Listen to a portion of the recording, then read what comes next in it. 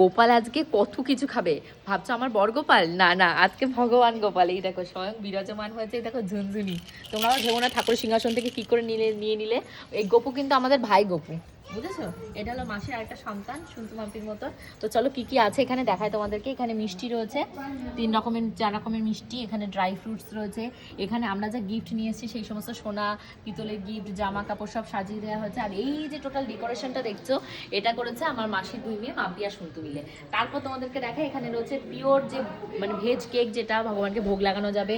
তারপরে যে রয়েছে মিষ্টি, এখানে রয়েছে তোমাদের পায়েস, এখানে রয়েছে চাটনি, এখানে রয়েছে চিলি পনির, এখানে রয়েছে গজা, এখানে লটো চকোপার, আর এখানে অনেক অনেক লটস অফ ক্যান্ডিজ চকলেট। আর এখানটায় যা যা ভোগে দেওয়া হচ্ছে চলো সেগুলো দেখায়। এখানে রয়েছে ভেজ বিরিয়ানি, যার ভেতরে ইঁচড় আর হলো তোমাদের পনির দিয়ে রান্না করা। তার পাশে রয়েছে পনিরের ফ্রাই, বেগুন ভাজা, মিষ্টি কুমড়ো ভাজা, গাজর ভাজা, তারপর তোমার রয়েছে শিম ভাজা, আর এখানটা রয়েছে তোমাদের বিনস ভাজা। আর এই হলো টোটাল গোপুর আরাধনা। আর এখানে দেখো বৃন্দা দেবীকেও কি সুন্দর করে ড্রেস পরিয়ে সাজিয়ে দিয়েছে। আমার এত ভালো লাগছে কি বলবো। তোমরা কিন্তু অবশ্যই কমেন্ট সেকশনে হরে কৃষ্ণ লিখতে ভুলো না।